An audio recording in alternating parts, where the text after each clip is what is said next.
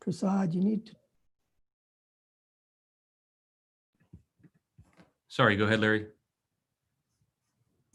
I was just saying you need to turn off your mic and your video until you're on.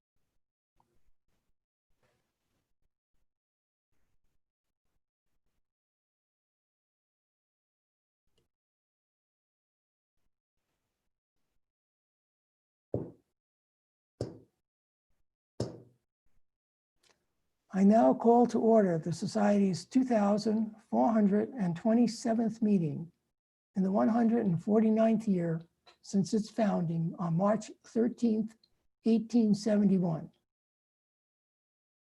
Good evening, everyone, and welcome to another installment of the Fall Lecture Series produced by PSW Science. Because of COVID-19, the Society is bringing these meetings to you via Zoom from locations all around the globe, rather than from our usual home, the John Wesley Powell Auditorium of the Cosmos Club in Washington, D.C. Tonight, we will hear about the sometimes surprising mathematics of electoral voting systems and political change. Our speaker, Prasad Sanisi, is professor of mathematics at the Catholic University of America and has done considerable research on the subject.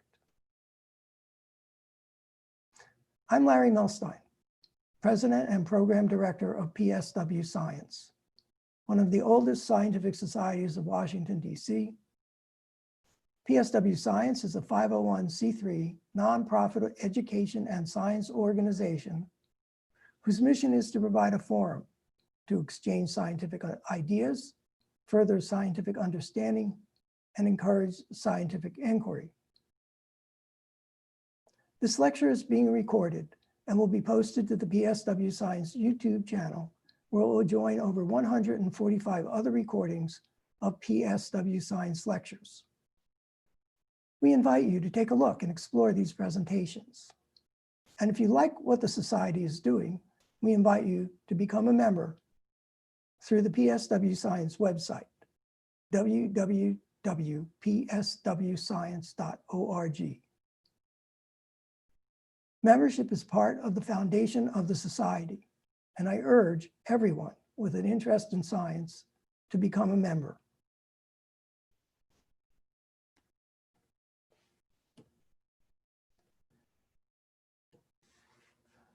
The Society is grateful for the sponsorship of the 2020-2021 lecture series by the Policy Studies Organization in cooperation with the American Public University, and by a donor who was asked to remain anonymous.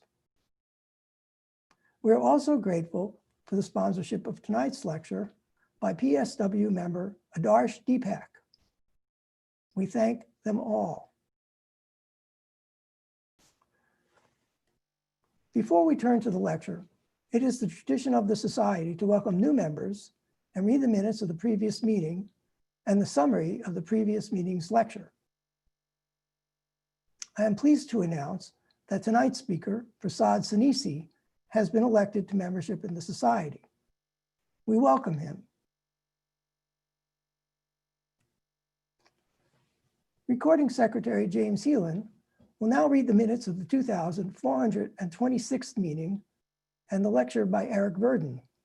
His lecture on the revolution in aging research is available for everyone without charge on the PSW Science YouTube channel, the PSW Science Vimeo channel, and it can be accessed directly from the PSW Science website, www.pswscience.org. James, the screen is yours. Thank you, Larry. On October 9th, 2020, by Zoom video conference broadcast on the PSW Science YouTube channel, President Larry Milstein called the 2,426th meeting of the Society to order at 8:02 p.m. Eastern Daylight Time. He announced the order of business and welcomed new members. The recording secretary then read the minutes of the previous meeting. President Milstein then introduced the speaker for the evening, Eric Verdin, President and Chief Executive Officer of the Buck Institute for Research on Aging. His lecture was titled, "A Coming Revolution in Aging. Will We Live to Be 150?" Globally, for the first time, the population of people over 65 exceeds the population of those under 5 years old. By using Japan as a predictor of US age demographics, Verdin said that in 20 years, approximately 40% of the US population will be over 65 years old. Chronological age does not necessarily indicate biological age, Verdin said. While aging is the strongest risk factor for age-related diseases such as heart disease, certain cancers, and stroke, emerging research suggests that those diseases may be decoupled from aging, at least temporarily. Analogizing human aging to the usable lifespan of automobiles, Verdin said that biological aging is caused by loss of maintenance and accumulation of unrepaired damage. Scientists have recently determined that genes control lifespan. Beginning in the late 1980s, a series of experiments on small organisms identified genetic mutations associated with an increase in lifespan. Cynthia Kenyon identified that a mutation in the C. elegans gene DAF2 was associated with dramatic increases in both maximum and average lifespans. Those increases were even more pronounced when the mutation was combined with gonad removal. Scientists have since identified additional C. elegans genes associated with increased lifespans. Within a species, lifestyle is a significantly greater contributor to lifespan than genetics. For example, in 1986, Clive McCaig determined that moderate food restriction was associated with increased lifespan in mice. Of course, the benefits are nonlinear, as excessive restriction will inhibit sexual fitness and eventually cause malnutrition. At the Buck Institute, Verdin and his colleagues have been researching the link between calorie restriction and longevity. Much of their work has been on C. elegans, Drosophila, and small mammals. Thus far, they have concluded the TOR pathway and others responsive to calorie restriction are conserved across species. Verdin and his colleagues have created a working model which says that calorie restriction has a profound effect on a particular intermediary metabolite and master regulators, which mediate the effects of aging on lifespan. They have experimented with calorie restriction mimetics to identify drugs that deceive the body into believing it is under calorie restriction and to potentially stave off age-related diseases.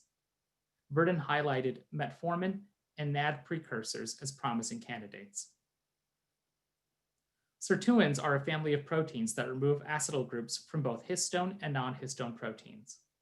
Verdin's laboratory cloned mammalian sirtuins and identified individual sirtuins that regulate pathways that modulate aging, such as inflammation, mitochondrial biogenesis, glucose metabolism, and oxidative stress. However, activating individual sirtuins has not shown to increase individual lifespan. Verdin said NAD, the critical cofactor for sirtuins, decreases as bodies age. Research has now shifted to focus on the reasons NAD decrease and how they can be restored. Verdin hypothesizes that NAD is being overused by other proteins, and his laboratory is now conducting experiments. Verdin predicts that in the next few years, scientists will be able to restore NAD levels in aging bodies. Verdin said the work in his field will profoundly impact human health. He said aging is malleable and does not need to increase risk for what are currently considered age-related diseases. This may lead to a transformation of modern medicine into system-based, proactive treatment focused on personalized care to prevent disease. Verdin believes current research may increase lifespans by 20 years, such that eventually most people will live to 100 years old. President Milstein then moderated questions from the online audience. One member asked the speaker to address parabiotics. Verdin said there was a trial showing positive preliminary results by administering blood plasma from young people to older people with early cognitive impairments. This may lead to identification of single factors that exert anti-aging effects. After the usual question and answer period, President Milstein thanked the speaker, made housekeeping announcements, and invited guests to join the society. At 10:17 p.m., President Milstein adjourned the meeting. The temperature in Washington, D.C., 17 degrees Celsius. The weather, partly cloudy. And concurrent viewers on the Zoom and YouTube live stream, 105. Views on the PSW Science YouTube and Vimeo channels, 333. Respectfully submitted, James Heelan, Recording Secretary. Thank you, James. The minutes will be posted to the website in due course. Please send any corrections or comments on the minutes to corresponding secretary Robin Taylor at correspondingsec@psw.org. We now turn to tonight's lecture on the mathematics of voting systems, mathematical perspectives on theories and practices of social choice. And it's my pleasure to introduce tonight's speaker, Prasad Sanisi, who is speaking to us from Washington, D.C. Prasad is Associate Professor of Mathematics at the Catholic University of America. Before joining the faculty at Catholic, he did postdoctoral work at the University of Ottawa. Prasad's research specialties include voting theory, the representation theory of Lie algebras, knot theory, and mathematical modeling. His work in voting theory focuses on the mathematical foundations of positional voting systems, their geometric descriptions, and their connections with other structures in mathematics. Prasad is an author on numerous publications, and he has given talks on his work to a wide range of audiences. He earned his PhD in mathematics at the University of California, Riverside. All questions will be fielded after the lecture during the question and answer period. Prasad, the screen is yours.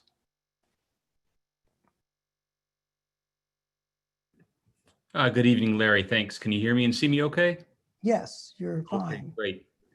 Let me jump over and share my screen.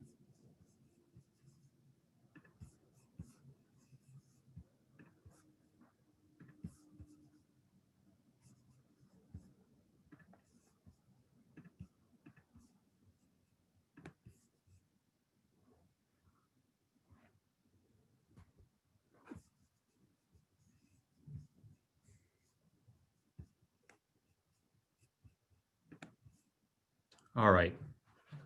Is this Larry? Can you see the main page there?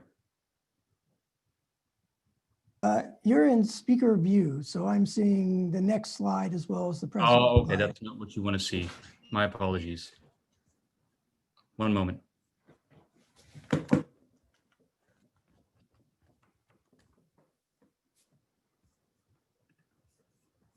Okay. Thanks for your patience. Larry, thank you for your warm introduction, and also just a few words of acknowledgement. I'd also like to send my gratitude towards Adarsh Deepak for your sponsorship of tonight's talk, and also to my friend and colleague, Sharif El Halali. And when I arrived at Catholic University of America, Sharif turned his honors class on voting theory over to me. And before that, I had no exposure to this field. And so I really have him to thank for his exposure, or for my exposure to this really diverse and interesting field that I'll talk to you tonight about. So I'll talk about the mathematics of voting systems and some perspectives and practices of social choice with mathematics. Let me begin here. So this talk about mathematics of voting systems comes in 3 acts. I'll start by talking about the power and influence of both states and voters in the Electoral College. Then I'll continue and take a dive into some of the mathematics behind social choice theory and discuss some voting methods. And then at the end, we'll take a look at ranked choice voting, which is one particular voting method which is gaining prominence in the United States right now. So let's begin with a look at the Electoral College. Here's an overview. The Electoral College was established in the 2nd article of the Constitution. It was originally a compromise between 2 positions. One position that the citizens of the United States should elect the president by popular vote, and the other sort of diametrically opposite position that the president should be voted upon only by the members of Congress. So many report that this was sort of a hasty last-minute compromise between these 2 positions. And many originally did not expect the decision to go to the electors. Rather, it was expected that the decisions wouldn't generate a majority candidate, thereby sending the presidential election to the House of Representatives. But it didn't quite shake out like that. So in the Electoral College, of course, each state is apportioned a number of electors equal to its representation in the legislature, 1 for each member of the House of Representatives and 1 for each member of the Senate. The Electoral College, as such, is what we will call a weighted voting system. States have varying degrees of power roughly proportional to their population. And this is, again, as the system was designed. It's interesting to note that the allocation of final electoral votes is not stipulated at all in the Constitution, with the exception of 2 states, of course. Now, all other states, including the District of Columbia, have the familiar winner-take-all system, but the Constitution does not require that the states handle or allocate their electoral votes like that. They're free to use this winner-take-all system. They could allocate their votes in a more representational manner, but this is the way that they do it now. So who is it that votes in a presidential election? Well, one point of view, of course, is that it's you and I and the people that vote, one person, one vote. But another point of view, because of this electoral college and winner-take-all system, is that it's the states that vote with varying weights according to their number of electors. From this second point of view, the states of voter system is not an anonymous system, and all that means is different states have different degrees of influence. From the first point of view, however, we should hope that any 2 voters will have the same degree of influence, somebody voting in Maryland versus somebody voting in Florida. So is this in fact the case? Do we really have a one person, one vote system? Well, to answer that question, we need to be careful about how we can measure influence in these voting systems. So that's what I'd like to try to do. So what's a weighted voting method?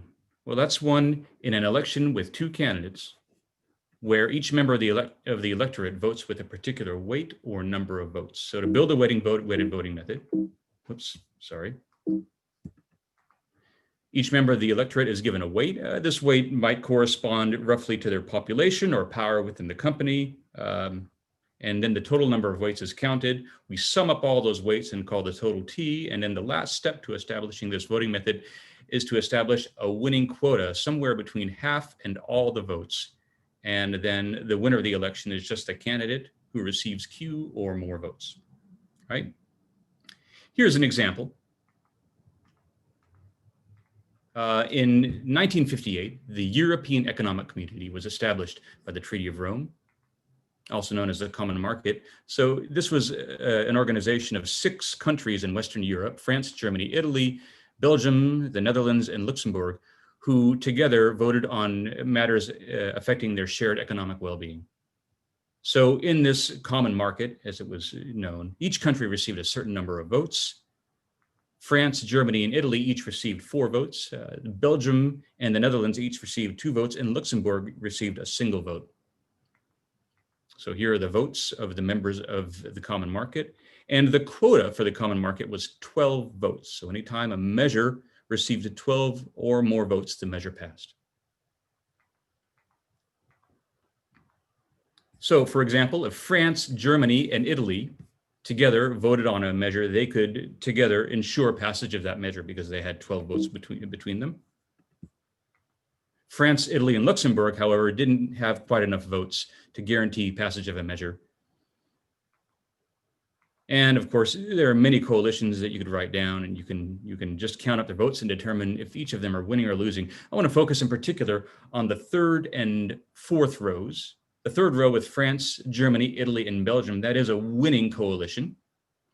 But if Germany defects from that coalition, all of a sudden they lose their winning votes. So Germany plays a really important role in that coalition. Germany's defection from that winning coalition costs their winning votes. We say that Germany, in this case, is a critical voter in that winning coalition. So a professor of law at George Washington University, John Banzhaf, used this notion to measure power in a weighted voting system. Banzhaf's idea is this, that power should somehow correlate with the frequency with which a voter is critical in a coalition. We say that a voter is critical in a winning coalition, again, if their defection costs that winning coalition its votes. And then the Banzhaf power of a voter is simply the number of winning coalitions in which that voter is critical. Let's denote by B sub S the Banzhaf power of S. So for example, what's the Banzhaf power of France in the common market? So this is just a counting problem. We have to write down all coalitions, find all of those coalitions in which France is a member, find all of those coalitions that are winning coalitions, and then find all of those coalitions in which France is critical. And the Banzhaf power of France is just a number that we find in step 4. So it is a little tedious for the common market, but we can do this. And if we do this, we find that France has a Banzhaf power of 10. 10 winning coalitions containing France, in which they are a critical member. We repeat this analysis for Germany and Italy. They have the same number of votes, so they'll have the same Banzhaf power, 10 and 10. Belgium and Netherlands have fewer votes, so they only have a Banzhaf power of 6. Strange thing about Luxembourg, there are no winning coalitions in which Luxembourg's vote makes a difference either way. They have a Banzhaf power of 0. From the perspective of weighted voting theory, we say that Luxembourg, has a dummy vote. So the other curious thing to note here is that the ratio of Germany's votes to Belgium's votes is 2-1. The ratio of their weights, that is 2-1. But the ratio of their Banzhaf power is 5-3, just a little less. Not too much to really be disturbing, but it is a sign that you can't necessarily use Banzhaf power to determine weights in a weighted voting system. Another way we'll look at power is via probability. So to do this, let's back up just a little and talk about probability. We define the probability of an event as a ratio. It's the number of ways that an event can occur divided by the total number of things that can occur, or the size of the so-called sample space. So for example, if we roll a 6-sided die, what's the probability that the number that we roll is odd? Well, that probability is this ratio, the number of ways to roll an odd number divided by the total number of possible outcomes. So that's 3 ways to roll an odd number divided by 6 total possible outcomes, or 50%. So let's play the same game for the common market. But to do this, we need to assume that the common market, like the die, is a random process. That is, we will assume for these purposes that all countries are equally likely to vote either yes or no on a particular measure. So using this assumption, what's the probability, P sub f, that France's vote will determine the outcome of an election in the common market? Well, using the same recipe, it's the number of outcomes in which France is a critical voter divided by the total number of possible outcomes. So the numerator, the outcomes in which France is critical, that's just the Banzhaf power of France. We wrote that number down earlier. Total number of possible outcomes in this voting system with 6 countries is 64, or about 15.6%. So we can repeat this analysis for other countries as well. Well, of course, since France, Germany, and Italy all have the same Banzhaf power, they have the same probability, 15.6%. Belgium and the Netherlands with just 9.5%. And Luxembourg was 0. And again, we think of these probabilities as the chances that each of these countries has the deciding vote on an issue. The moral of the story is this: I don't care so much about Banzhaf power or these probabilities. It's the ratios of these measures that are important. And the ratios are the same, whether I calculate the ratio of one's Banzhaf power to another's or one's probability to another's, I get the same number.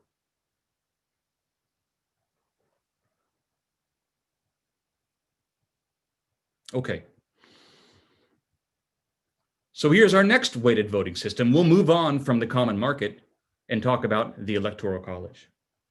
And again, this is the perspective where we think of not the individuals, but the states of our country as the voters. California votes with a weight of 55, Texas with 34, all the way down to the smallest states, which have 3 electoral votes apiece. And again, keep this in mind. The moral of this common market story is that power is probability. The power of a member of this weighted voting system is measured by the probability that they decide the outcome of an election. So let's talk about power of the states. For example, what's the power of California, the largest state, in our presidential election? Well, power equals probability. So the power of California is the probability that California's vote swings the election. And this is again a ratio, the number of outcomes in which California is critical divided by the total number of possible outcomes. There's a challenge here though, and the challenge is that these numbers are just really large. Total number of possible outcomes, each state votes either yes or no, is in the quadrillions. Even the numerator, the outcomes in which California is critical, that number is in the trillions, and it's just notoriously difficult to calculate. So we work around this not by calculating these things but directly, but by using numerical calculations called Monte Carlo simulations, which provide fairly accurate approximations of these probabilities. And if we do this for all the states, then we obtain the following probabilities. California comes in with about a 24% chance of turning the outcome of the presidential election, all the way down to the smallest states, which have just above a 1% chance of doing so. So what's our analysis here? Well, power seems to scale proportionately to electoral votes. There's a little bit of deviation from that regression line. That's just because we can't apportion seats in the House of Representatives perfectly with respect to population. We can only apportion an integer number of seats. So there's a little bit of deviation there. That doesn't really bother us. That's okay. But what about the people as voters?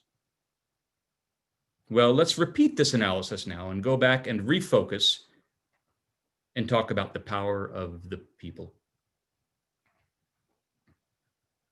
So again, well, this time we expect and hope one person, one vote, no matter where you live, no matter where you're from.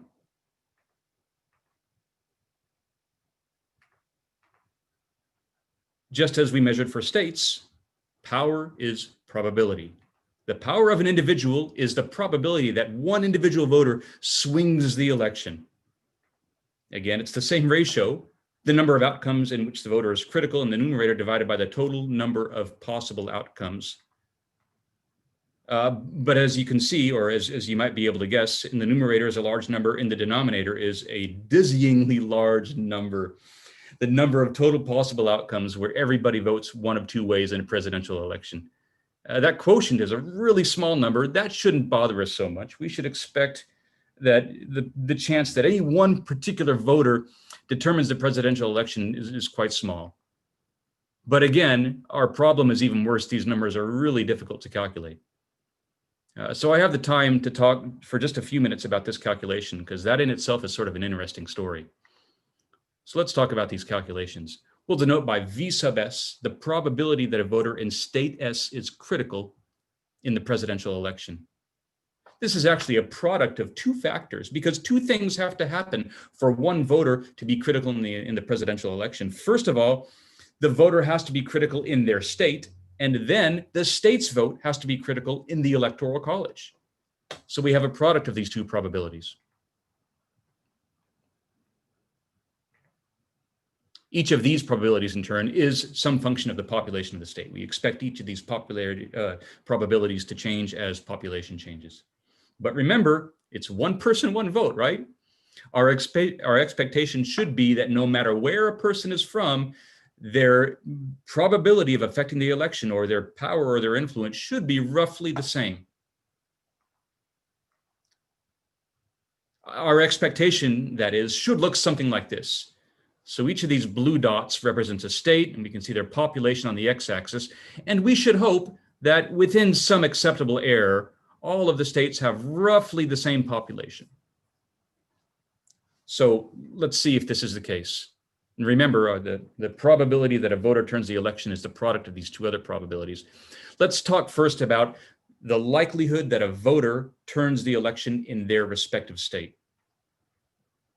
So that's the ratio, outcomes in which the voter is critical in their state, divided by the total number of possible outcomes in their state.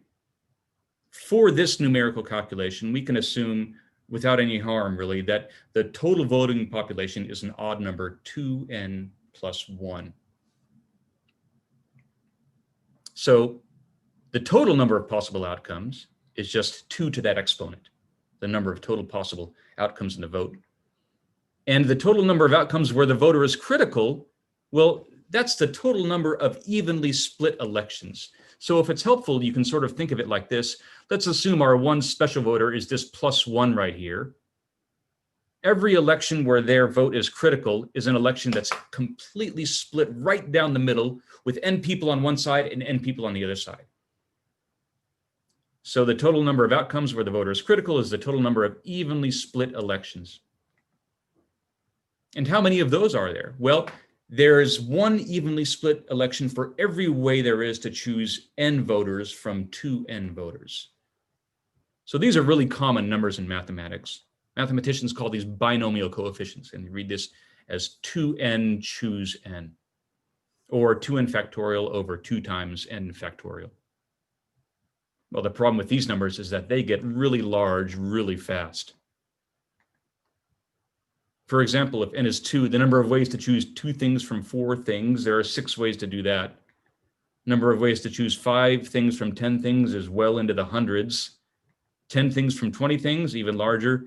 By the time we choose 100 things from 200 things, well, there's not even a name for that number anymore.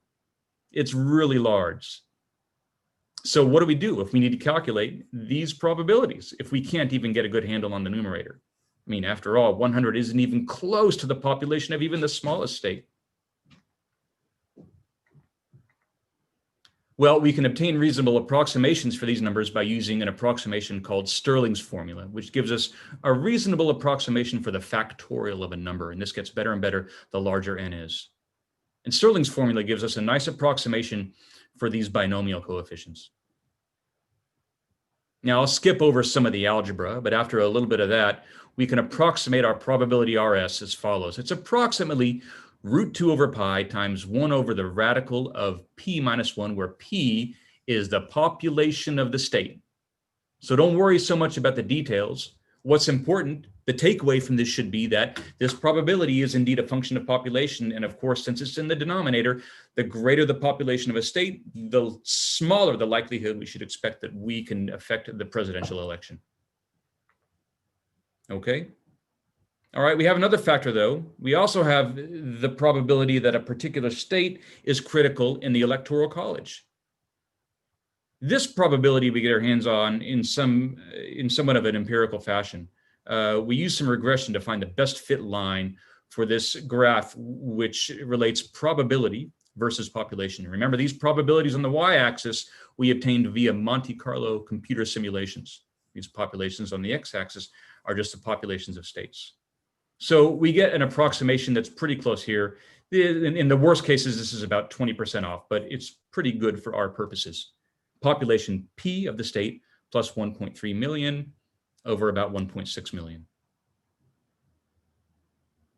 Okay, so now we're ready to put this together. The total likelihood, or the probability that a voter from state S is critical in the presidential election, looks something like this. All we've done here is factor off a constant k. But what's important is the resulting factor over here, p plus 1.3 million in the numerator, root p in the denominator. What should trouble us about this expression is that it depends upon p. And remember, we had hoped that every voter from every state has roughly the same chance of affecting the outcome, but it doesn't look like that's the case here.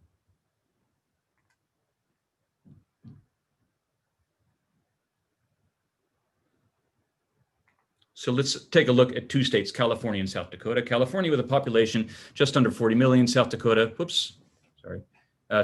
with a population just under 900,000. Using this expression, or approximation from the previous slide, the probability that a California voter is critical in the presidential election is about 0.0032%. And for South Dakota, we get 0.0015% roughly. Okay, again, these numbers are small. That should not dissuade us from voting. What should be discouraging for South Dakota is that the ratio of these two numbers is not close to 1. It looks like a voter from California is almost 3 times as likely to affect the outcome of a presidential election as one from South Dakota.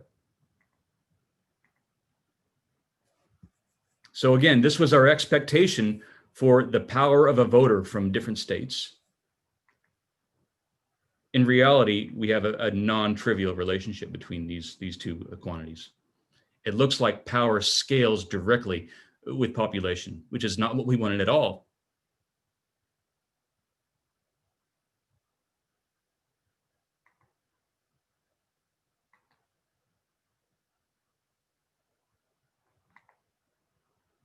Okay, some remarks. What's the takeaway? At the level of the individual voter, there appears to be no small state's advantage in the Electoral College. And again, this small state's advantage is one of the arguments that people often use in support of preserving the Electoral College. that small states should have some advantage that help them compete against the very large states with very large populations. In fact, it looks like our analysis reveals just the opposite. Well, there is a common criticism, and a reasonable one as well. After all, voters in states don't behave at all like random coin tosses. There are swing states. There are some states that are deeply entrenched on one side of the political spectrum or the other. And that's true. But to make this criticism, perhaps, is to miss the point. In the words of Robinson and Ullman, both at American University here in DC, the goal of this whole analysis is, quote, to determine how responsive our voting system itself is to a vote independent of any empirical assumptions about voters or any knowledge of their political leanings. What about proponents of the Electoral College? Well, they have arguments as well. Some of those arguments are versions of it's in the Constitution, and more refined versions of our argument say something about the Electoral College remaining consistent with the federalism that is written into the Constitution, that some power should be attributed to states, right? And again, some people argue that it enhances the rights of regional minorities, small states, flyover states, but our analysis seems, again, to suggest just the opposite. Other proponents of the Electoral College point to the overwhelming logistical difficulties that we might have in organizing a national popular vote. It's the case right now. Each state in the country has its own way of conducting its elections, and to unify that process would be a logistical nightmare, perhaps. And national popular vote recounts would be complicated. As we all know, every national popular vote is a pretty close call. And so the chances of one of those votes being within such a small margin of error that people would demand a recount are considerable. And so they say, well, you got to think about this. So change is difficult. Any modification would require a constitutional amendment at the national level. At the state level, not so much. There are workarounds in progress. The National Popular Vote Interstate Compact, adopted by 15 states, including District of Columbia, with a total of 196 Electoral College votes, these states have agreed amongst each other that they'll go ahead when they have a sufficient number of votes and throw all of their electoral votes towards the winner of the popular vote in a presidential election. Of course, this doesn't do any good until they have at least 270 electoral votes, and they're not even close. So, I mean, it is an effort. I don't know how close it is.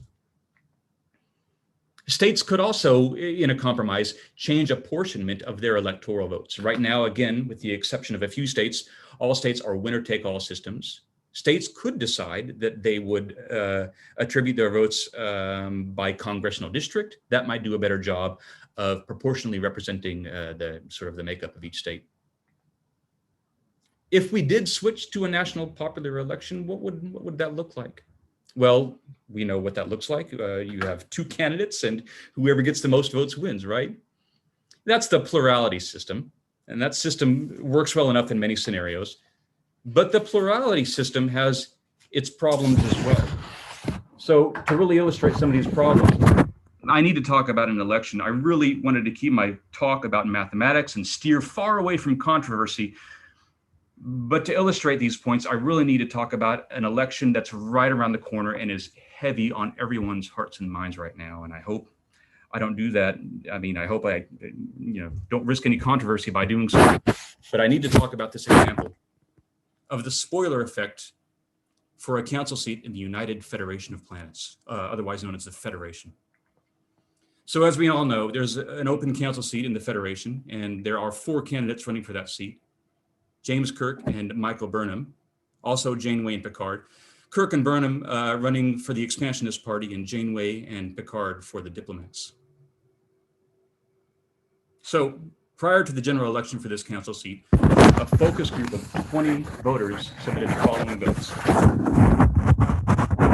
It looks like the Diplomat Party leads the Expansionist Party by a narrow margin, but that support in the Diplomat Party is split between Janeway and Picard.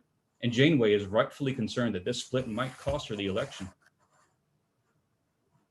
So her frustration with this outcome is only compounded when she discovers the full preference ranking of our focus group voters, because we obtained not just everyone's favorite for the council seat, but also their 2nd, 3rd, and 4th ranked preferences. And we can see much more clearly now that With Picard eliminated, nothing would stand in the way of a Janeway-dominated council. Janeway argues now that if we look past just the first place votes and maybe award the election to the candidate with the greatest number of first and second place votes, that the election would be hers and justice for all.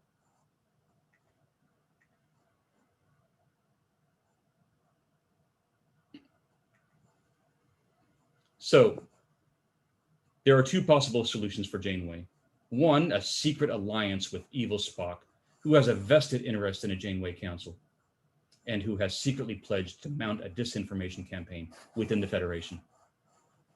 But Janeway is, after all, a diplomat. Her second option is to lobby for a change in the way that people submit their ballots and the way the council members are elected. So what other way is there to elect a winner? Well, with 3 or more candidates, there are many other ways. So now for the second act, I'd like to talk about some of those ways and take a look at other models for determining a winner in those elections where we have 3 or more candidates. So here's some notation and terminology we'll use to discuss the mathematics of voting. We'll denote by a boldface C the set of all candidates. And now, henceforth, all voters will submit a ballot consisting of their full ranking of the candidates from their most to least preferred. We take all of these ballots, we collect them, and then for every particular kind of ballot, we count how many there are. We refer to this entire collection of ballots, one from every member of the electorate, as a profile.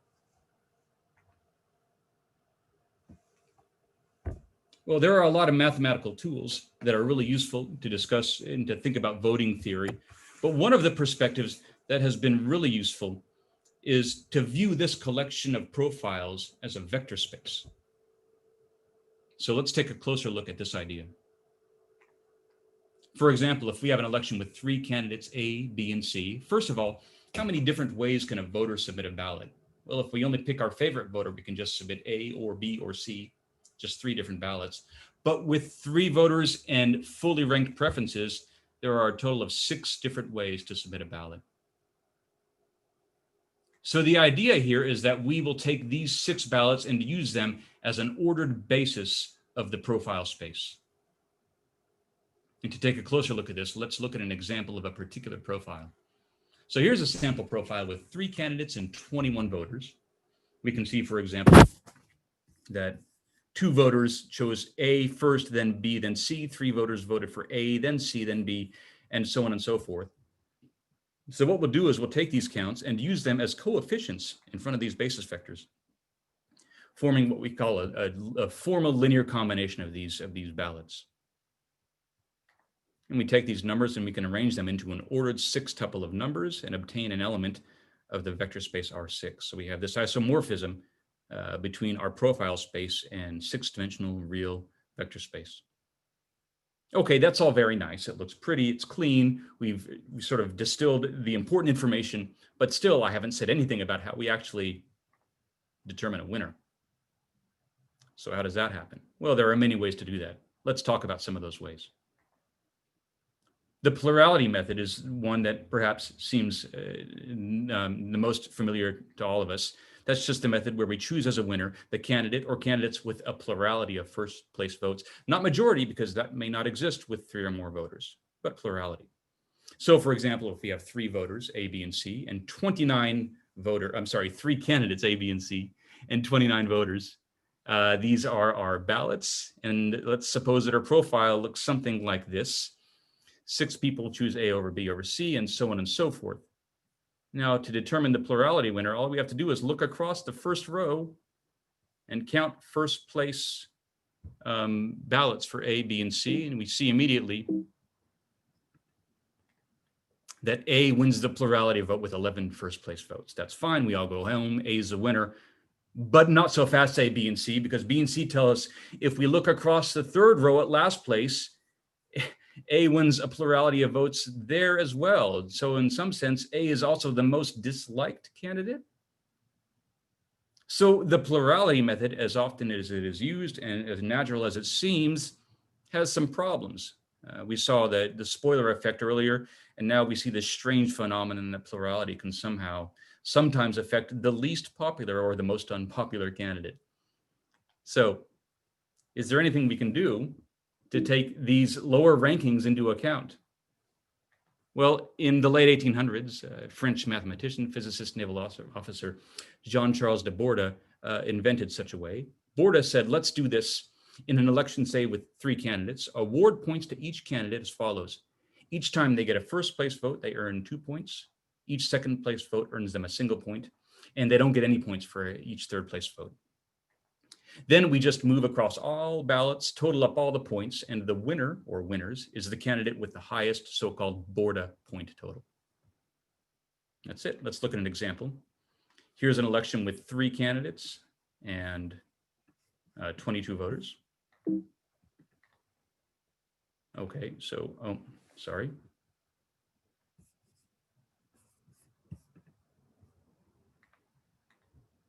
Right. Okay. So if we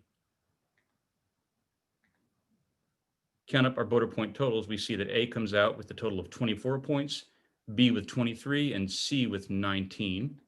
And the winner here is A, but my slides are malfunctioning. Sorry. So let me jump to this one right here. Right. So here we can see A has 24, B 23, and C 19 points.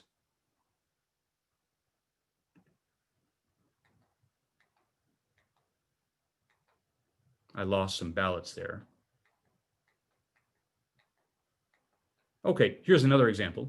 With 3 candidates, A, B, and C, 5 members of the electorate. In this case, let's suppose that we only have these 2 ballots that got any support, A, B, C with 3 votes, B, C, A with 2 votes. We can easily determine the Borda winner for this election, but before we do, let's see how A fares against B and C in 2 different head-to-head races. And so by this, I mean, let's go ahead and eliminate candidate C and just see how the voters feel about A versus B with C eliminated. And we see in that case that A defeats B 3 against 2. We can repeat this analysis, removing B now, and A also defeats C 3 against 2. So A defeats every other contestant in this election in a head-to-head race. And yet the Borda count elects B as a winner. In this case, we call A a Condorcet candidate, and this is an illustration that the Borda count method violates what is called the Condorcet criterion. It has other problems as well. Let's consider an election with 3 candidates, A, B, and C. I have 2 profiles here, the one on top and the one on bottom, and they are identical, save for this last pair of ballots where A and C have switched place from here to here. We can see in either case that C will not win the election. Let's see what happens when we remove C.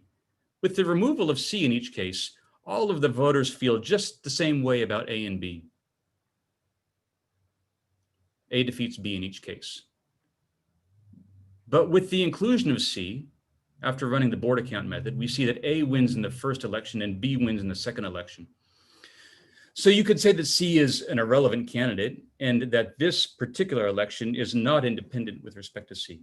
So this is an illustration that the Borda count method violates the independence of irrelevant alternatives criterion. Well, the Borda count method is just one example of a much broader collection of voting methods called positional voting methods. There's nothing really inherently special about the weights 3, 2, and 1 we use for Borda count. In an election with n candidates, we could specify any non-increasing list of positive numbers. These weights right here, Wn, n-1, and so forth, and award points to candidates one at a time, just as we did for the Borda count method. We then total points across all ballots, and the winner is the candidate with the highest point total.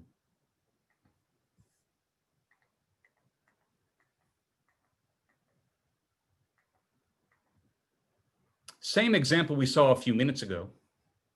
Same profile, different weights. Now my weights aren't 210, they're 310, but the profile is identical.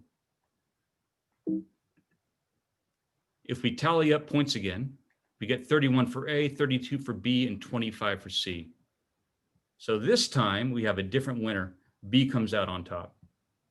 With an identical profile, different positional voting methods can produce different winners.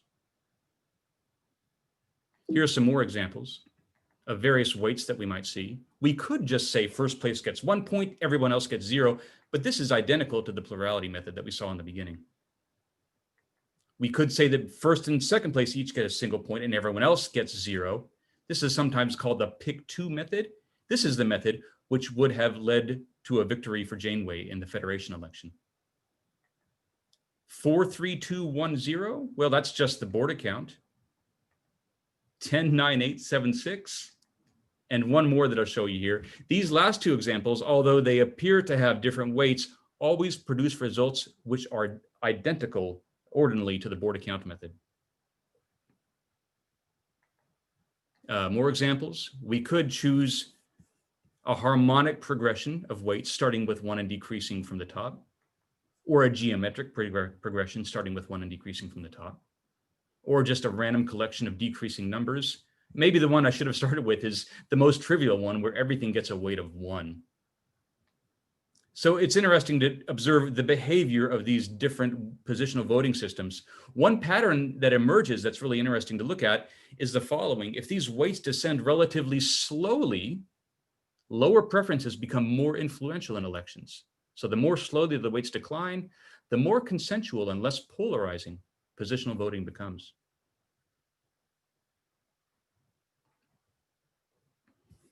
Well, a positional voting method is not just a generalization of border count. Remember that our profile space is a vector space.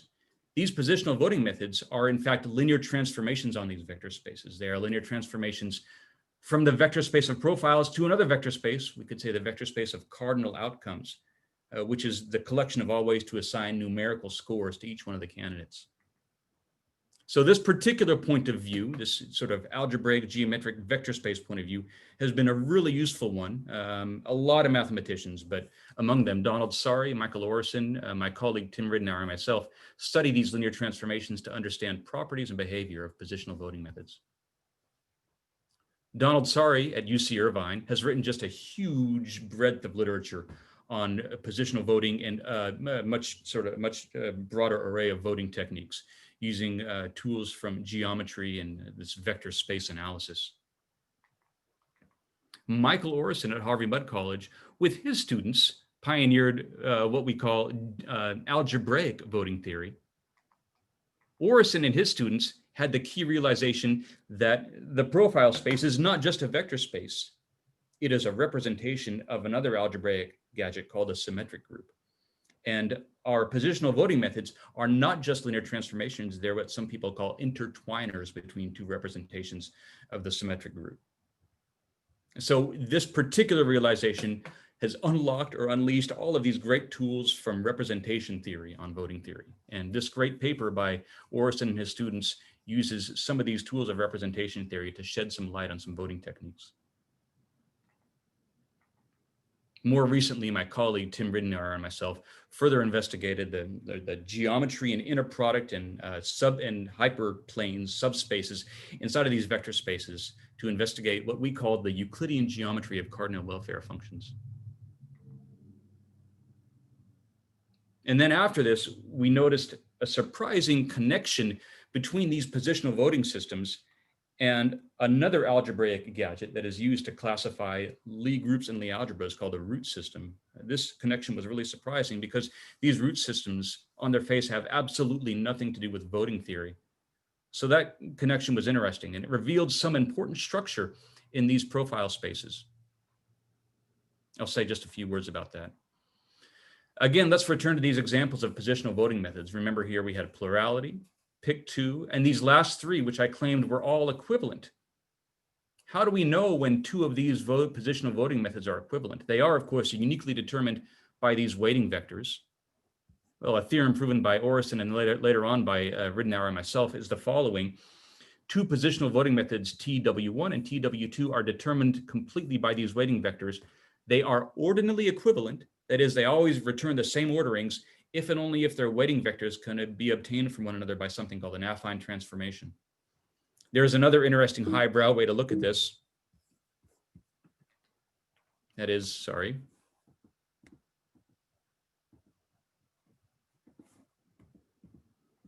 that positional voting methods are parameterized by points in a geometric object called a Grassmannian.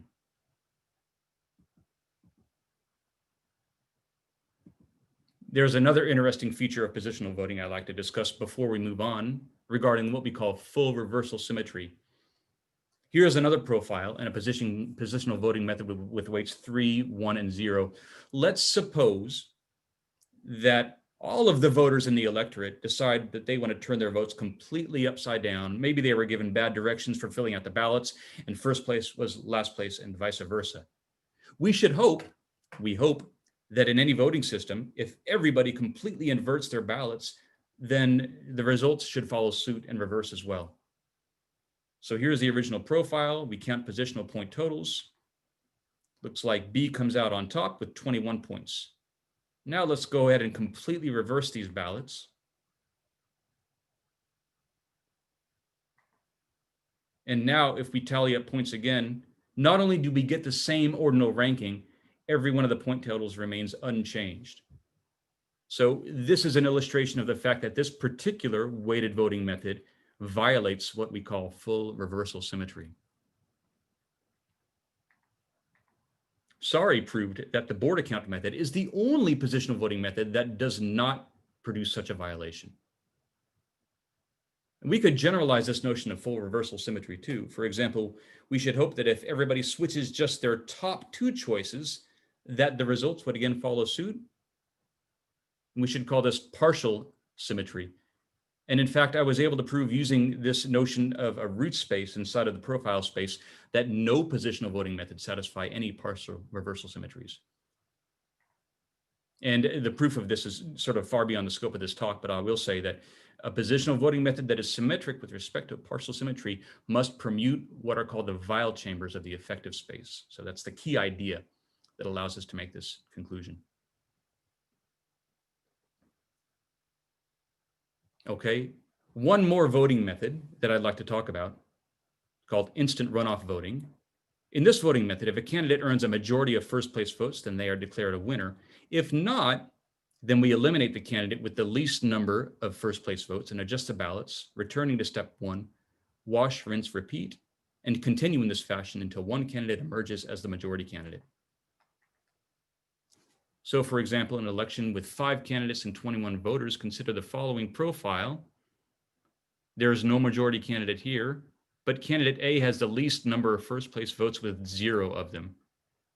So we eliminate candidate A and then retabulate. Everything gets bumped up.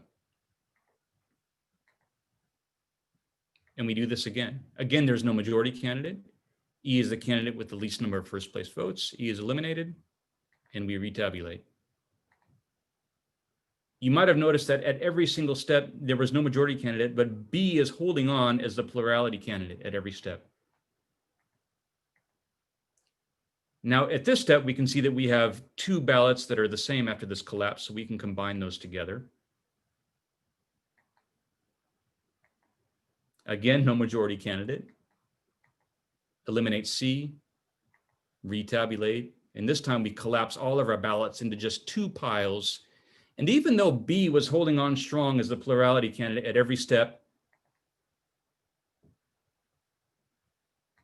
in the final round, D emerges victorious.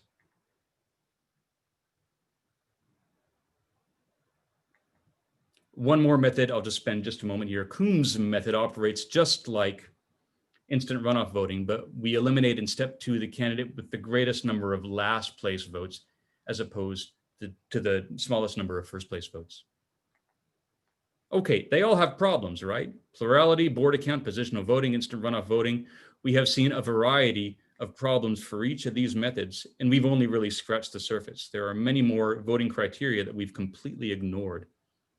Very briefly, I'll just mention the seminal result in voting theory, which says that if F is a voting method which aggregates voter preferences into a single preference order, if we require further that F satisfy independence of irrelevant alternatives, which we saw, and one more criterion called the Pareto criterion, then the only thing F can be is dictatorship. This was the theorem of Kenneth Arrow. He was awarded in the 1970s the Nobel Prize for this and other work in voting theory and economics. That is, in some sense, there is no voting method without paradoxes. And later in the 1970s, Gibbard and Satterthwaite proved that if a voting rule has at least 3 possible outcomes and is not a dictatorship, then there must be some way to manipulate it or engage in what some might call tactical voting. So where do we ever use this? Well, plurality voting is the most common and used in many places. Border count, used in political elections around the world and across many colleges and universities in student government. Also, MLB Most Valuable Player, Heisman Trophy. Positional voting, well, the Republic of Nauru in Micronesia uses this harmonic sequence of votes to elect leaders. Instant runoff voting is used in many elections politically around the world. Coombs method is used to eliminate participants in Survivor. Okay, I'll conclude with a few remarks about instant runoff voting. This is also known as ranked choice voting, and it has sort of a checkered history in the United States. It was first used in a municipality in the late 20th or early 20th century in Ohio. And then several decades later, New York adopted ranked choice voting for city council and prompted, I think, a dozen cities to follow suit after that. But then, after the middle of the century, various attempts to repeal succeeded, and 23 out of the 24 cities where it was used got rid of ranked choice voting. However, it has seen a resurgence in the United States in the past several decades, and not just in politics. The Hugo Awards, the Oscar winner used ranked choice voting, and politically around the world, Australia, Ireland, Malta, New Zealand, all use ranked choice voting for prominent political positions.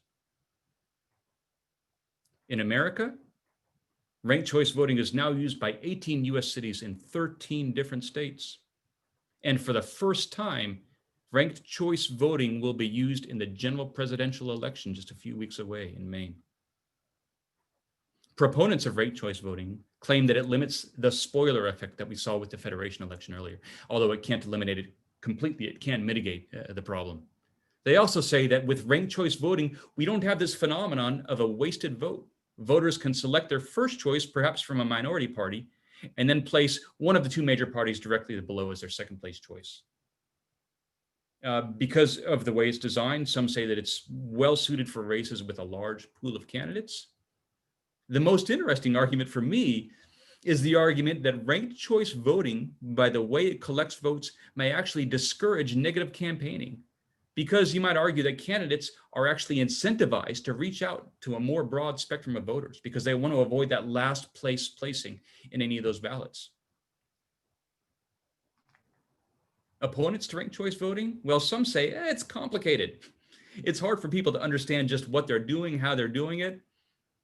A more concerning criticism is that it's possible for a voter's ballot to be exhausted. And by that, I mean, in all uses of ranked choice voting across the United States, it's never required actually that somebody go through and rank every one of the candidates. Usually they're told, hey, if you want, rank the first one, rank the first two, rank your first top three, stop wherever you want. Now, if a voter goes into the booth and ranks only their first favorite candidate, and their favorite candidate is eliminated in some round, then their vote's just tossed out the window for the final election. One study of these ranked choice voting techniques suggested that the number of voters whose ballots were exhausted was no fewer than 9% on many, many different ranked choice votes. So some people feel that that is sort of an unacceptable level of disenfranchisement.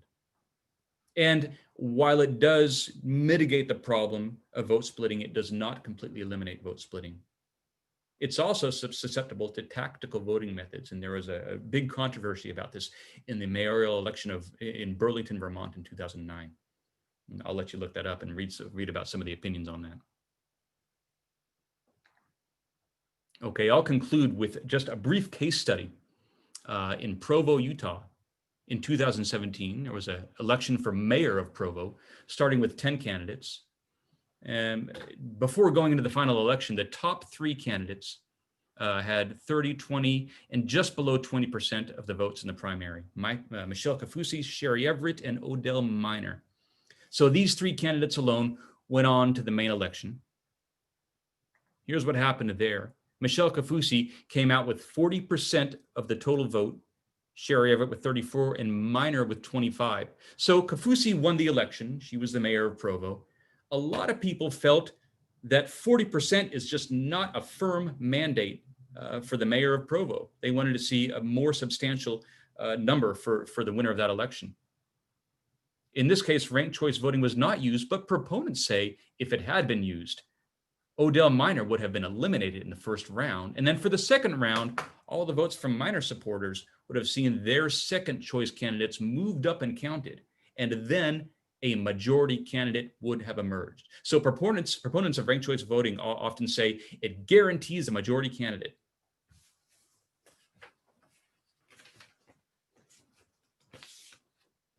So, I mean, is this right, or is this sort of a sleight of hand? I mean, does this case study in Utah convince you that ranked choice voting would have revealed a majority candidate, or perhaps only manufactured a majority candidate by forcing some candidates to leave the table?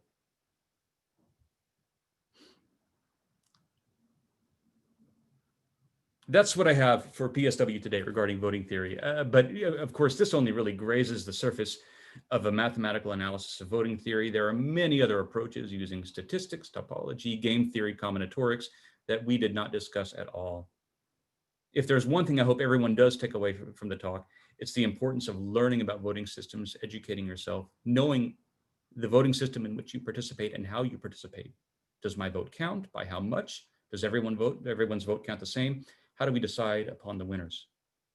It's really important to consider these questions, especially since techniques like ranked choice voting and other alternatives right now are being considered in more and more states and municipalities, and it might be on our ballot soon whether we want to adopt one of these new voting systems. That's all I have. Thanks so much for your time today. I think now I'll turn my screen sharing off and turn this over to Larry. Well, thank you so much. There's a lot of food for thought there and some very surprising outcomes. Suggests that we all need to be very thoughtful and careful in deciding on what kind of voting system we're going to have for our elections. We have some time for questions and for your answers. Zoom participants can raise their hand and we'll call on you and unmute you in turn to ask your question. You can also submit questions in the Zoom Q&A panel, and I have one or two. And also YouTube viewers can text questions to the YouTube chat box, and they'll be relayed to me, and all text questions will be read aloud for everyone to hear. I'd like to start out. Colin Alberts has a question. If he can ask the question using his own microphone, that would be great. Colin?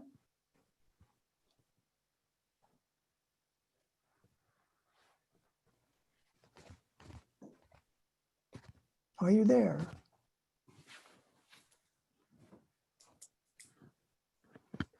If not, I will read his question.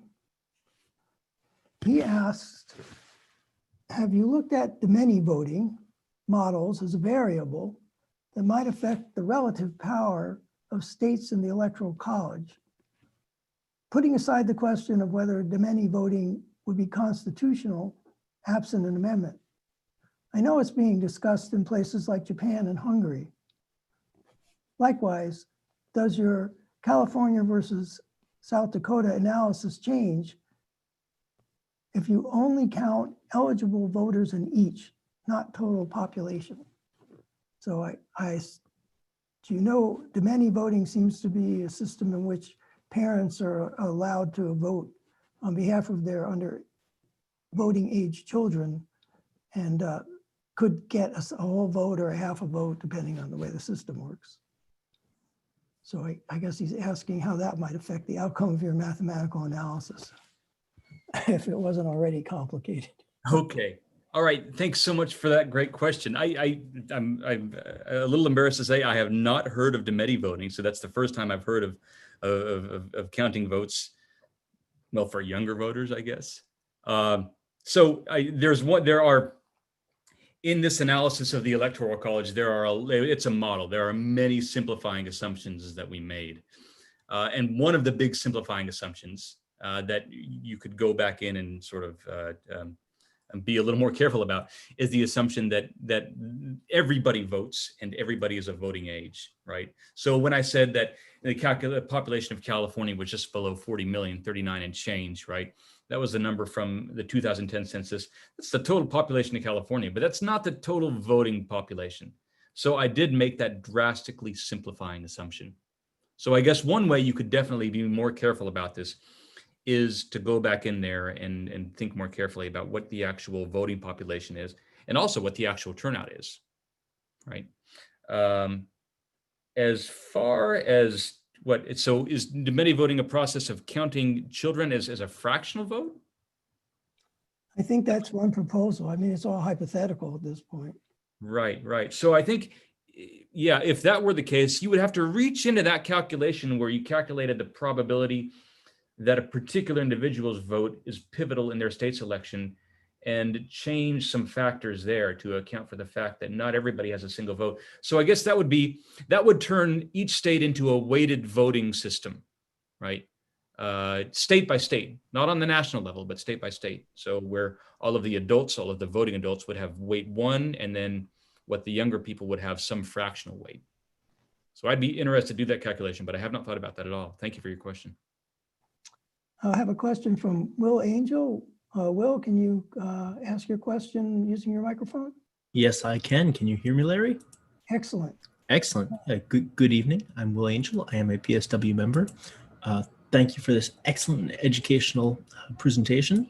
And my question is, what is the biggest thing you would change in order to make voting in the US more fair and democratic?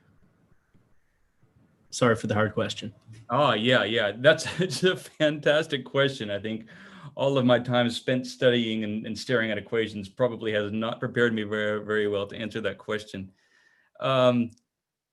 Yeah, this goes far beyond the mathematics, but I mean, my personal feeling is that accessibility is probably the most important factor. Beyond that, I think education is important. I know I ended my talk on that note, but the more we can educate people about the effect that their vote has in the state and the effect that their state's vote has in the electoral college, I feel like the more they know about that, the more enthusiastic everybody becomes to be sort of an enthusiastic participant in that process. I hope that helps. That does. Thank you. Thank you, William. I'm going to take one from the web. We have viewer Hollis Luthi. Apologize for not pronouncing it correctly. How could the Electoral College be corrected to give small states an advantage as was originally intended, theoretically? Sure, that's a really interesting question. And that question is that's a dangerous rabbit hole, because maybe the most obvious way to go in and try to adjust the Electoral College so we don't see some of these inequities is to adjust the apportionment numbers. Now, these apportionment numbers, of course, these are based again on apportionment in the House of Representatives. Each state gets as many electoral votes as they have members in the House of Representatives, plus 2 for the senators, right? So maybe you could say, well, let's go in there and readjust some of those apportionment numbers in the House of Representatives to try to sort of iron out some of these inequities. But that turns out to be a really sort of difficult and at the same time fascinating problem. This problem of apportionment is a significant mathematical topic. I think the United States, in apportioning members of the House of Representatives, has used no fewer than 5 different apportionment systems since the Constitution was written. Right now, I think we're on a method called the Huntington Hill apportionment method. So all of these apportionment methods work by dividing the total number of representatives by the state of a population to gain something that we call a common divisor. And then ultimately we have to round up or round down, because we can't apportion a fractional seat. So it's just rounding up or rounding down, right? Which seems like a simple process, but the delicacy of, the delicateness of rounding up and rounding down in a fair and equitable way is a mathematically intractable problem. In fact, there is an impossibility theorem, kind of like Arrow's theorem, but for this apportionment problem. So right now, the Huntington Hill method, I think, rounds up or rounds down using a geometric mean between the upper and lower bound. It's a complicated problem. And again, I should just say that there's no perfect solution for it.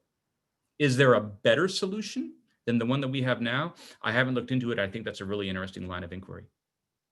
Thank you. We have a question from Sharif El Healy. And please ask your question on the microphone, Sharif.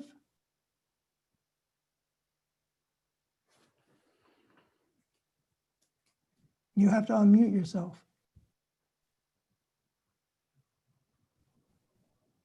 Yeah, there he is. Yes, you hear me now? Hi, Yeah. Sharif. I hear you loud and clear. Hi, Prasad. Hi. Very nice, very enjoyable, very informative lecture. Really great to hear your voice. Thank I you so much. learned a lot today. Thank you. I have a question. When you compared California to South Dakota, Right. it turned out that a voter from California has more power than a voter from South Dakota. It looks that way, right? Yeah. Does this always apply when you compare a larger state to a smaller state, or It does, yeah. I mean, I could go back to my slides, but the final approximation that we had for voting power with respect to population, we saw that that goes up as the square root of population. So that was a monotonically increasing relationship. Every time your population increases, you have a little bit more voting power. okay, but still having two chambers of Congress still useful in other, for other purposes like legislations and so forth. Maybe it doesn't accomplish the desired result when it comes to presidential elections by giving more power to a voter from a smaller state, what may be in legislative work. It does help the smaller states when they have two senators for each state, and you know what I mean. I agree unequivocally. Yeah. Absolutely. Yeah, that addition of two seats, smaller states in the Senate is really important for other purposes. And by no means am I, or I hope nobody else is suggesting that we throw that whole system out just to save these sort of theoretical distributions of power. Okay. Thank you so much, Prasad. Thank you so much, Sharif. Very, very nice. Thank you. Sharif's a ringer. He knows more about this stuff than I do, but thank you for No. We're glad to have him on. Not at all. I think I'm going to interject a question of my own, because Please. I find it a little odd that the voter in the large state would always have more power than the voter in the small state under the electoral college system, because there's a minimum. And some states actually have less than the number of people they're supposed to have in order to get one vote, but they can't. That's right. Yeah. They can't have less than two. Right. So that sort of weights in favor of the less popular states, but that doesn't seem to be reflected in your mathematical analysis. Since I think that's a factor in there, but those, again, minimal states. yeah, that's a factor in there. But if we were to go back and look at it, I think that is outweighed by this feature of just the sheer number of electoral votes in the larger states. So those are definitely two competing tensions. Thanks. Al Ehrlich has a question. If you can unmute yourself and ask your question, Al. Thank you, Larry. Can you hear me? Yes. Good. I wonder if there's ever been any consideration in a election with three or more candidates for each voter getting his individual choice of weighting factors for his choices. This would solve the business of, yeah, 1 and 2 are my first and second choice, but there's very little difference for me between the two of them, so I'd like to rank them closely, whereas number 3 would be way down.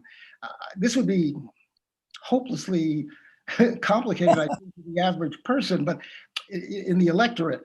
But as an academic study, I should imagine it could conceivably be interesting. Yeah, not necessarily hopelessly complicated, Alexander. That's a really good observation. Let me just say that I didn't have time to talk about a lot of things. I talked about ranked choice voting, and that again is growing in prominence, but there are other movements as well to introduce other alternative voting systems. One of them is called approval voting.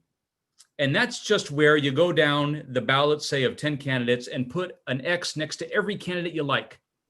You don't rank them from first to last. You just subdivide them into two groups, the ones you like and the ones you don't like. So that's called approval voting. And a lot of people have a lot of great things to say about approval voting. There's another movement coming sort of out of left field right now that's also gaining some traction called range voting. And for range voting, you just go through your entire list of candidates starting with a range of numerical scores, say from 1 to 10, and you attach whatever number you want to whatever candidate you want. That kind of freedom sounds like absolute chaos to me. But upon closer examination, there are some important and interesting things to be said about range voting. Yeah, that's not so different than what I was asking about. That's actually, I think, equivalent to what you were asking. Yeah.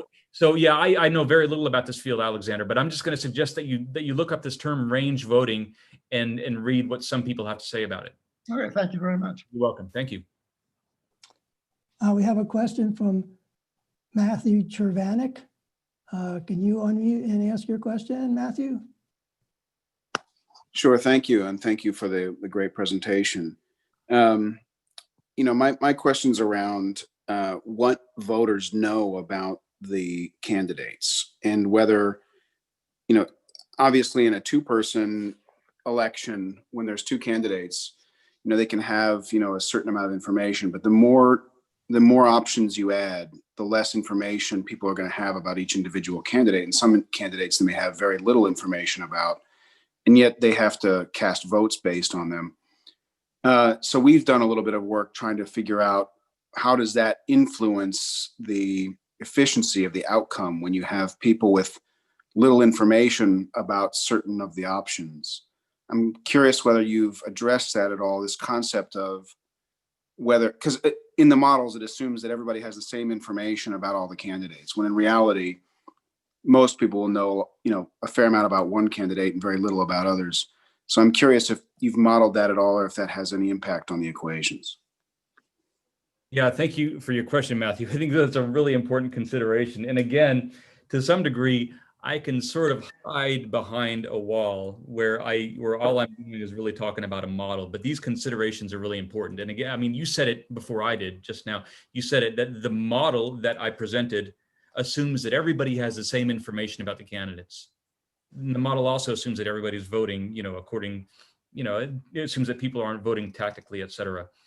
When people don't have information about those other candidates, I don't know. I think it would produce a lot of weird statistical noise, and I have no idea how to handle that sort of thing. So I would be curious to hear what kinds of approaches mathematically people have to deal with those sorts of scenarios, because I have none right now. Yeah. So is that some of the work that you do? That's the kind of work we're interested in, because I think it does have a big impact on elections and outcomes. And I think that problem is particularly an issue in primaries where there's a larger number of candidates compared to general elections when there's only two, and you get away from that arrows problem when you have two candidates. But the larger number of candidates you have, Sure. the more chaotic the outcome can become, particularly when there's less information. Yeah. So again, that's sort of a really important real world scenario that up to now I have had the luxury of completely avoiding. But I'll think about it. Thank you. Thank you. I'm going to take a question from the web, and then we'll go back to some voice questions. Carl Frederick II asks, are there any mathematical models that take into account regional fraud? Which I might translate that a different way and maybe generalize it and say, to what extent have you looked at in these mathematical models the percentage point at which fraud is going to alter the outcome? Or maybe put a different way, what fraction of fraudulent voter is going to tip the scales? Yeah, another really important consideration that has fallen far outside of my really clean theoretical model that I haven't really given much thought about. And again, I think that this would, sort of introduce some weird statistical noise that you'd have to think about. So I don't know much about that, but I will refer you to a really interesting study that I heard about just a few days ago out of the Stanford Computational Policy Lab. The executive director of that program, his name is Sharad Goel, and he gave a presentation on a very comprehensive study. They say the most comprehensive study of voter fraud to date. One person, one vote is the key word to look for there. What they found is very little evidence of any voter fraud. I'll read here what they have to say about their study. So Sharad Goel says about the study that we found that double voting is exceedingly rare We further found that one popular effort to prevent double voting, the interstate cross-check program, can in practice burden hundreds of legitimate voters for every single double vote prevented. So Goal's sort of conclusion with this really comprehensive study was that not only was there very little evidence to suggest any widespread or statistically significant voter fraud, but just the opposite, that there was in fact evidence to suggest that the amount of voter fraud was really, really small.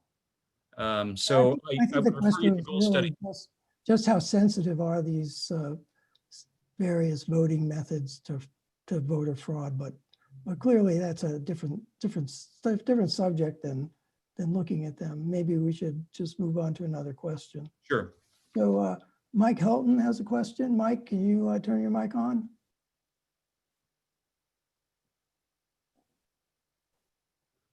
Yes, can you hear me?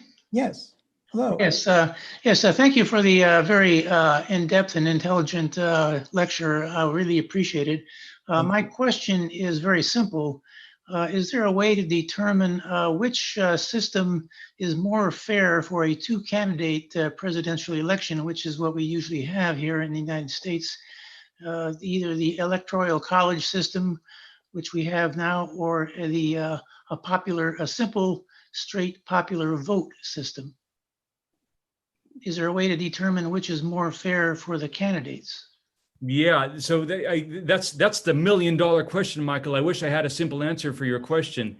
If there's one lesson that I have learned from studying voting theory from this weird mathematical axiomatic point of view, it is this, that any effort that we make to try to answer that question must begin with a really clear sort of definition by our criteria for fairness, right? Right. So that's definitely where such a thing should begin. I outlined several criteria, mentioned them only briefly in the course of this talk: independence of irrelevant alternatives, the majority criterion. So yeah, I don't know. There's no great question. That's precisely why this is such a contentious issue. But you know, the popular vote is if you switch over to a popular vote, that is unquestionably a one-person, one-vote system, right? How much more fair can you get? But again, the opponents of such a system argue that if you revert to it, or not if you revert, if you start a popular vote, then presidential candidates will ignore all but the most densely populated areas of the United States. And so some people say, well, that's not fair, right? And I think they have a decent argument. So yeah, I don't have a great answer for your question, but I think the really great exercise is for you to begin and think deeply about what it means for a voting method to be fair. I'm sorry to dodge your question, but thank you. Thank you. Actually, there's a follow-up question here, and you did speak about this to some extent in your talk, but it seems like a good time to pose the question again. Hollis Luthly, asks, what are some of the more important voting system criteria, which would be the best to throw out? But I think she's, well, go ahead. Okay, yeah, that's a great question. So yeah, again, this is sort of a subjective question. Let's go back to Arrow's theorem. I mean, there are lots of them that we mentioned. The one that I did not describe at all in any detail was this mysterious Pareto criterion that came up with Arrow's theorem. So now here's maybe my chance to say a few words about that. So the Pareto criterion says the following: suppose in a big profile, you have one candidate, say candidate B, who is ranked at every ballot below some other candidate A. Now, candidate A may not be determined the winner of the election, but since B is below candidate A everywhere, any reasonable voting method should prevent candidate B from winning the election, right? And so one phrase that's often used is, people sometimes say that candidate B is Pareto dominated by somebody else. So we say that a voting method satisfies the Pareto criterion if no Pareto dominated candidate can ever win, right? Okay, so now Arrow's theorem, I mean, and again, that sounds like a really intuitive and compelling criterion. It would be some weird travesty of justice if a candidate ranked below somebody else somehow won the election, right? That one's really compelling. So Arrow's theorem says you got three things. You got Pareto, you got independence of irrelevant alternatives, and you got dictatorship or non-dictatorship. And Arrow's theorem says you can have two of those, but you can't have all three, right? So one better way to phrase Arrow's theorem perhaps is, of those three, non-dictatorship, Pareto, or IIA, independence of irrelevant alternatives, which one can you sacrifice, right? And typically, so nobody wants a dictatorship, right? So typically people toss independence of irrelevant alternatives out the window.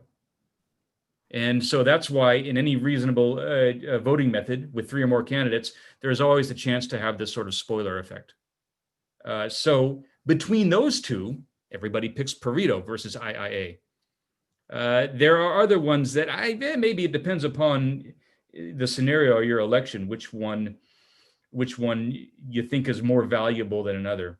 I mean, when I first started studying this stuff, just the majority criterion seemed the most simple and compelling of all, that if you have a majority candidate who wins a majority of first place votes, they should definitely win the election.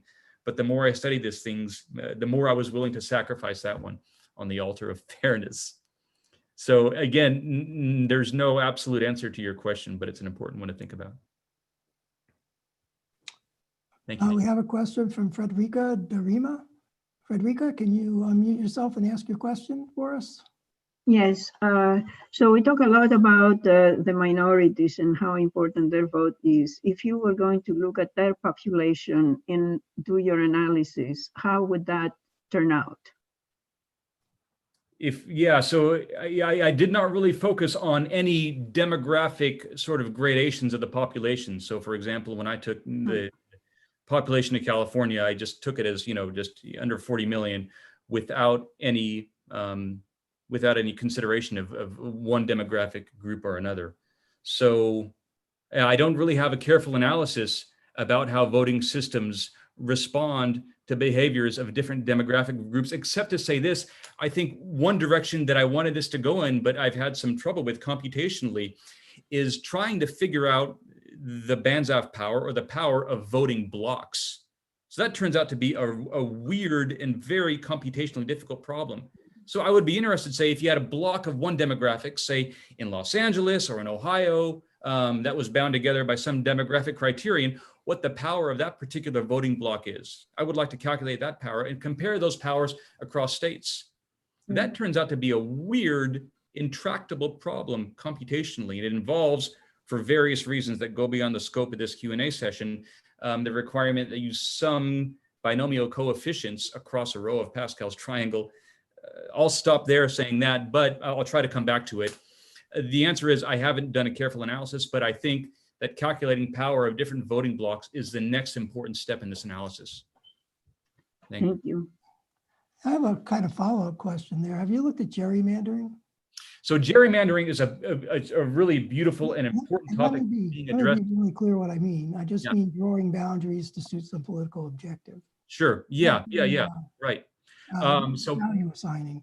The short answer. Draw a map in order to say, let's say to have a particular group have a representative. Is it, are they actually diluting the power of those voters, or are they actually increasing the power of those voters? Right.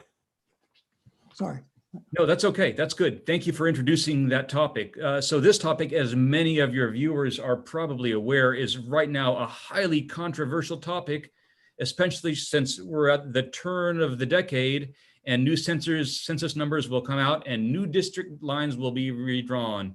And these district lines and the votes that are associated have a huge impact on our local and national politics. It's huge. So this is a really controversial issue because, again, there are charges from both sides of the political aisle that various districts are drawn in sort of manipulative ways, right? The problem when it comes to policy is taking these issues to court and saying this district looks fair and this district looks unfair. There's no absolute benchmark or standard by which we can judge these districts. So there is a group of mathematicians now led by, what's her name? Let me look at the name. Moon Dutchin of Tufts University right now has started a big group, also joined by Justin Solomon of MIT, and they have formed a group called Metric Geometry and Gerrymandering Group. And it's a large organization of mathematicians across the United States that are using various different mathematical tools. Among them, I think, geometric group theory, and also a weird combination of Monte Carlo simulations and big data analysis. They call it Monte Carlo Markov chains, to do some really high-powered statistical analysis to try to determine when districts are drawn fairly or unfairly. And so in particular, one of the goals of the metric geometry and gerrymandering group is literally to train mathematicians to take the witness stand in court cases. So I know very little about this process, other than that I read a little bit about this Monte Carlo Markov chain process for sampling from large populations. But I'll just report that there is a growing group of mathematicians working on this very interesting and important political and mathematical problem. We have another question from Sharif or Sharif. Can you unmute? Yes, this is more of a political question than Oh, we don't do a politics. mathematical one.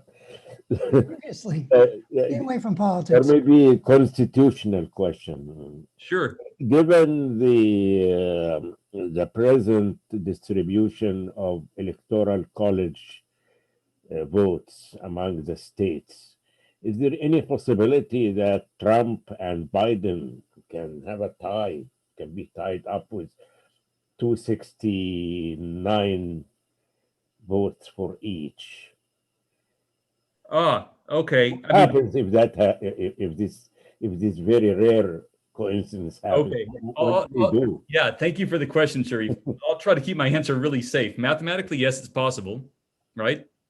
I mean, under the present distribution of the electorate, it may not be always possible, given the blocks, because the electoral votes are in blocks.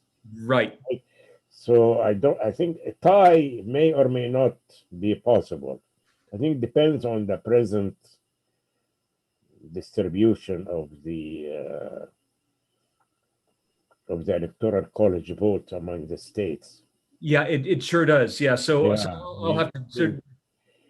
So if There's a site called 538. You can go to it, and it has a bar. It shows how many electoral colleges are safe for the Democrats and safe for the Republicans, and you can look at that, and it does have the number of blocks, and it does seem to indicate that it is possible to have a tie with the current distribution of votes, even with block voting and some small number of states going distributionally.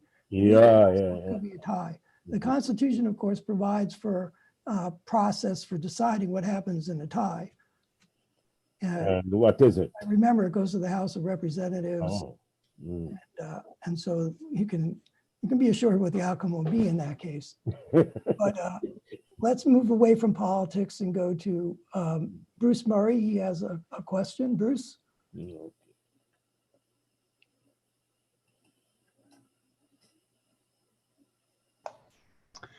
I just wondered if there was any kind of any studies that had been conducted to study the effects of various kinds of voter suppression, a poll tax, or some other sorts of things to try to quantify what might happen and whether there might particularly be some sort of surprising effects that are not what people might think.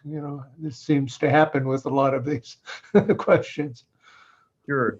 Yeah, Bruce, I'm sorry I can't say much about that. I think those are important considerations right now, perhaps more so than ever, but I just haven't looked at any of that data. I'm sorry, I've got to dodge that one. Thank you. Thanks. We have a question from Brett Magaram, our treasurer.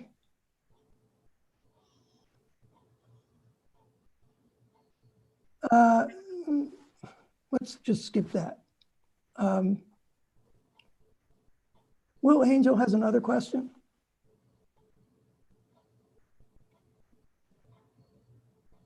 I'll go ahead and unmute myself. Very good. So follow-up question, and you, I think one of the first questions here asked something similar, but how does the voting power per person change when you only count the registered voting population? Because my understanding, and please correct me if this is erroneous, is that the number of electoral college votes that a state is awarded depends on their total population, not the population they have that actually can vote due to disenfranchisement due to either citizenship status or felons, for example. Yeah, right. You're right. So again, that sort of that equation that says that the power of a voter is the product of these two probabilities, the probability that their vote is pivotal in their state times the probability that the state's vote is pivotal in the electoral college, that second factor would remain unchanged. But if you considered only eligible voters in the first factor, population will go down, so that probability would go up in each state. Now, the interesting and tricky thing is, and I haven't done the analysis, so I'm not going to guess, and I don't know, but the power that increase in probability won't go up the same across the board because states have, of course, different amounts of population. So some states will see a bigger increase in probability than others. So I haven't done it. I don't know. Maybe if I drink some more coffee, I'll stay up and work on that problem tonight, William. Well, Thank you. Appreciate your coming and giving this talk, and I think we'll close the questions there. I think pretty much everyone has gotten their questions answered. So thank you, Prasad, so much. I think there are some follow-up talks here that we can talk about later, but we're all good now. Okay, great. And Larry, thanks again for the kind invitation to talk here. And I really enjoyed the talk, and the questions really kept me on my toes. So I look forward to any continuing conversations. Hopefully you guys read my email. If not, go back and watch the talk and write down my email. Please feel free to reach out to me if you want to talk about any of these things. I really appreciate the audience and the time to talk. Thanks again. Thanks so much.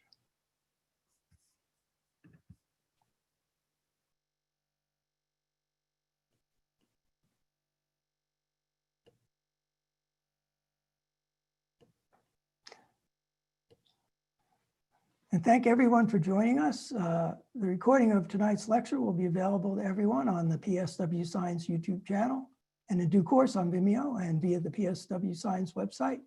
Please share the link with your friends and subscribe to the channel for notifications on new postings.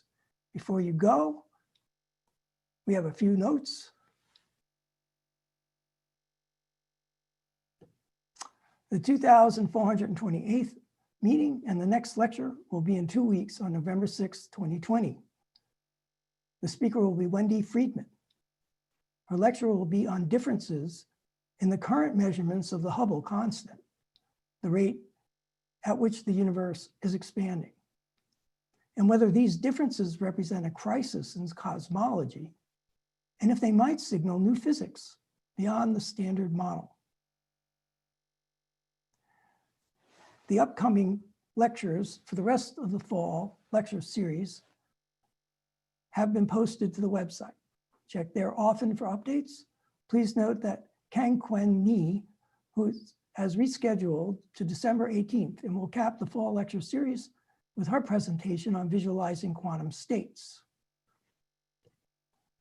Last but not least, please join me in thanking tonight's crew, James, Robin, and Ann, for producing tonight's event.